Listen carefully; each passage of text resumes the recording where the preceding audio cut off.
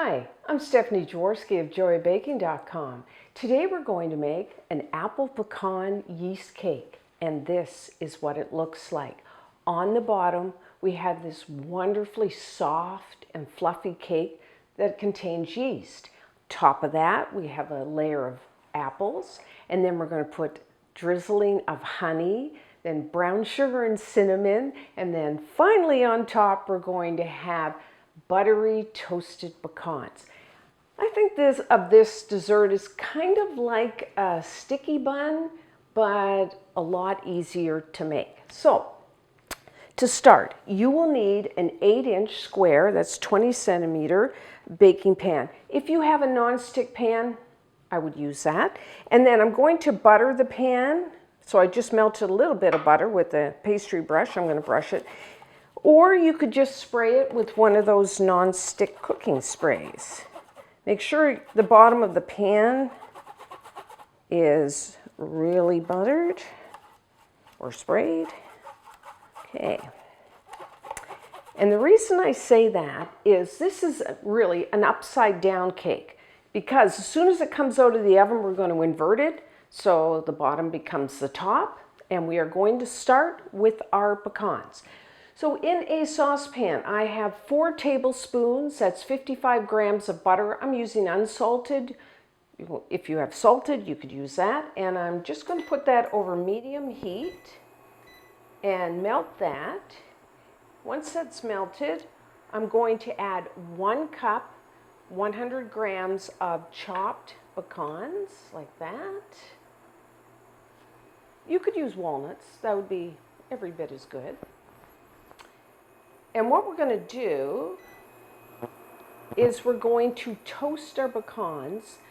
It's nice and they're nice and crunchy in the butter, and we're going to let the butter become nice and brown. So it's going to, the pecans are just wonderful. You're going to love the taste of this. So I'm just going to put that in there and have like medium heat. You might see as this happens your butter foam up a bit. That's fine. So this is going to take, maybe 3-4 minutes to toast our pecans, and then for the butter to turn a nice light brown. Okay, as you can see, it's kind of foamy, the butter, and the pecans are nice and toasty, and the butter is a light brown. So we are done. So now what I'm going to do is just take this and just pour it into our pan. And then just use the back of a spoon, an offset spatula. Oh, just as I didn't say, if you're sauteing, this is heat-proof spatula. If you don't have one of these, then use a wooden spoon. You don't want to use like the plastic type. Hot butter. So there, we have that. Nice even layer. Next, brown sugar and cinnamon. You will need 1/2 cup, which is 100 grams of light brown sugar. If you are not weighing your ingredients, which of course I always say, preferable to weigh, but if you're using measuring cups, always with brown sugar, pack it down because it's very soft. I'm going to add 1 teaspoon, 2 grams of ground cinnamon to that, and stir that in. I'm just going to use my fingers.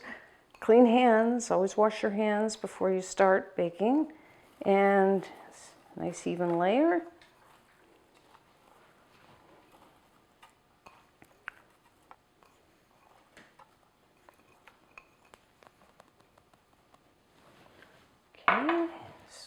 Even that out as best as I can. And then you will need 2 tablespoons, which is 40 grams of honey. You can use whatever flavor honey you want. It's going to flavor our cake and add a little bit of sweetness. I'm using like just a mild flavor, like clover or something like that. And then I'm just going to drizzle it over the top of the brown sugar. I mean, if you didn't have honey, you could just leave this off. But it also adds a little bit of stickiness, kind of like I said, the sticky buns.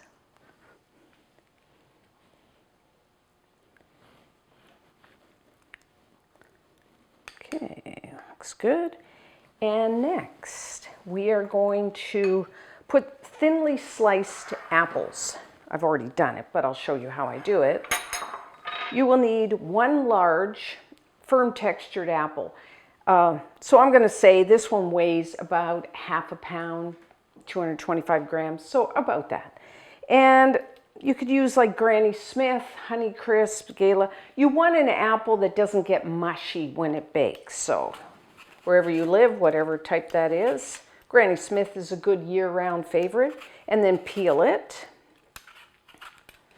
And then with how I do it is take my knife, cut down, just as a little tip. This one is a little brown. So always buy an extra apple or two when you're buying.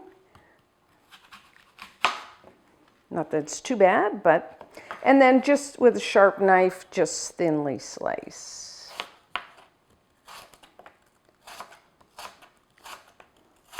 Like that. I've already done that, but if you wanted to do this at your apples way ahead, then just put a little lemon juice on top and that will prevent them from becoming brown. And then what you want to do is just kind of put your apple slices on top, like so.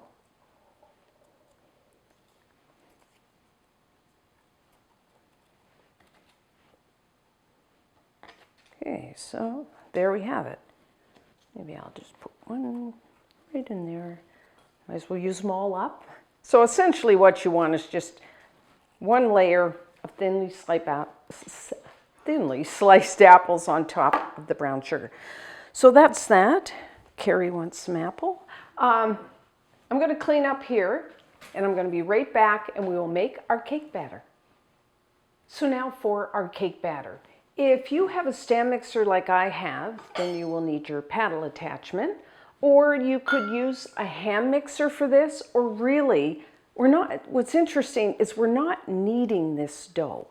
We're just going to mix it together. So you could really just use a large bowl with a wooden spoon.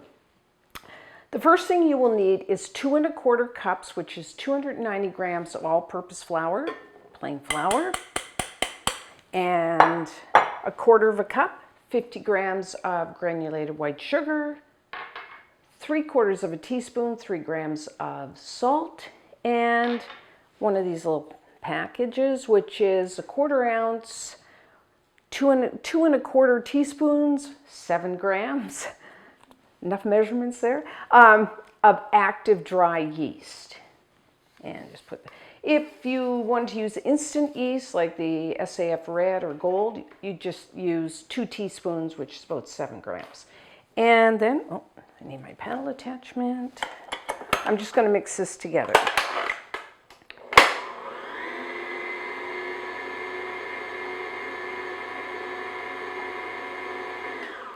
Now I know there's going to be the question, how come you didn't activate your yeast?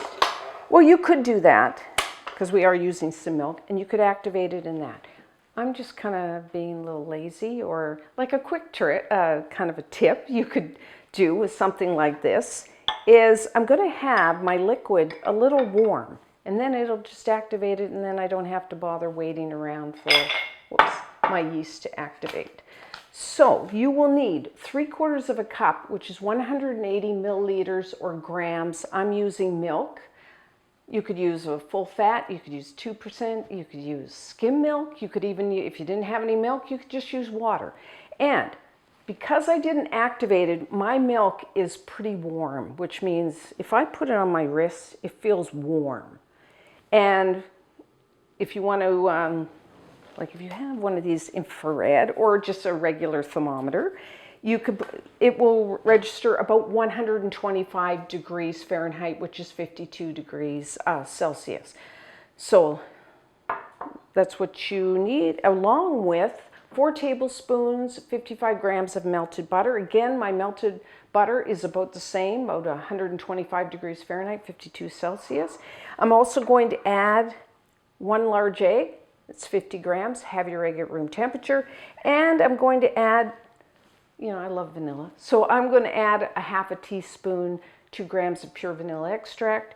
If you didn't want a vanilla flavor, you just leave that out. This is, found this, and I just think it's so unique. And you will see why. So just pour in all your ingredients here. And what we're going to do on medium-low speed is we're just going to beat this with our paddle attachment just until everything's mixed together and the batter is smooth. That's it. So say if you're using an electric stand mixer, that's like under a minute, maybe half a minute. Not very long. So that's why, if you want, just do it in a bowl with a wooden spoon.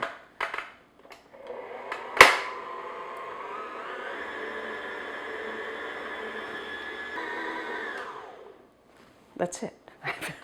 How easy is that? Now, normally, with, say, something like this, an enriched bread, what you would do, you do this, and then you'd switch over to your dough hook, and you'd start kneading the dough to develop the gluten. Because, bread, if you're making a bread, you want it nice and chewy, and so that you have to knead the dough. But we don't have to do that. I won't say we don't need to knead, but I love saying that. This is it. And it's so unique. It'll give us that yeast flavor, but it won't be like chewy. It'll be soft and fluffy like a cake. I think it's a brilliant idea. But as you can see, this is a very elastic batter. So I'm going to use 2 spoons and spoon it over the top as evenly as you can because it's very stretchy.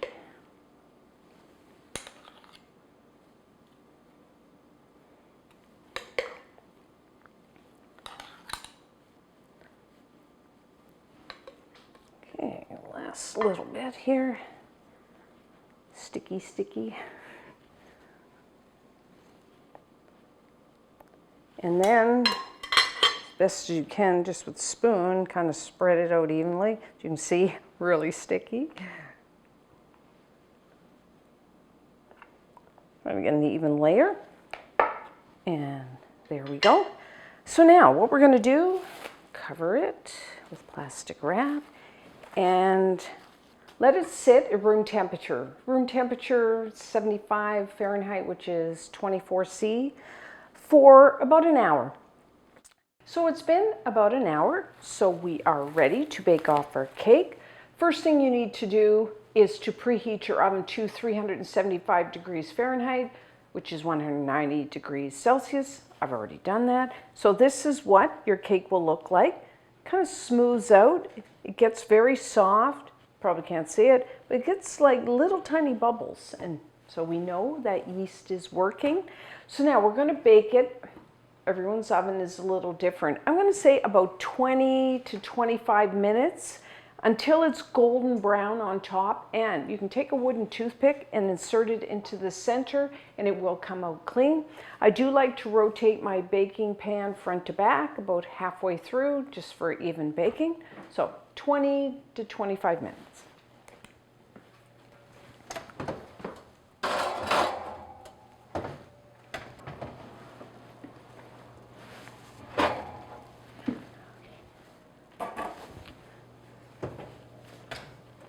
So our cake is done. Doesn't that look wonderful? Beautiful golden brown. If you put a wooden toothpick into the center, it will come out clean. And you probably can't see it, but it's starting to bubble around the edges. So we are immediately going to invert this. So I'll just make sure it's not sticking. And then what I've done is I want a baking sheet. And the reason I do that is you know, all that pecan brown sugar, there's going to be a little dripping, and I don't want it dripping all over my counter, so I'll put pan. It's hot, so have your mitts on. See if I can do this. Okay. And if we're lucky. Now, even I used a non-stick pan, but I still have some stuff on the bottom. Don't worry, we don't want to waste that. Just take your spoon or knife or something and spoon it over the top. It just smells so wonderful. Like sticky buns or cinnamon rolls would, all that. So what I'm going to do, it's obviously very hot, I'm going to let this cool down a little, and then when we come back, we'll try a slice. So now we are ready to cut a slice, still really warm. Now you can serve this warm from the oven, room temperature, you can cold. I'm not picky.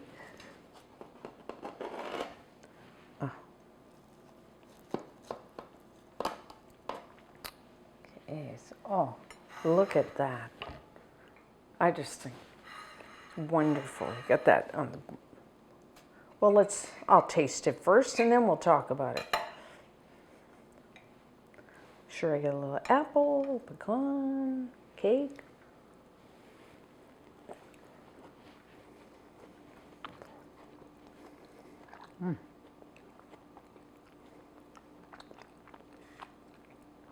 I love this cake. I really do. Then I like cinnamon rolls, sticky buns. The cake.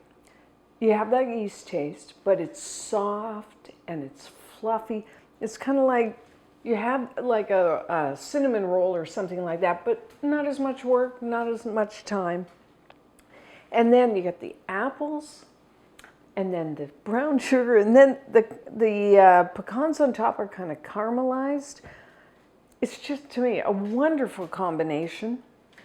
Very unique, not difficult as you saw. It takes a little time, but it's not hard to make. You don't have to worry about kneading the dough like some people have a problem with that. How long do I knead it for? None of that. You just mix it together. So I think it's a perfect cake.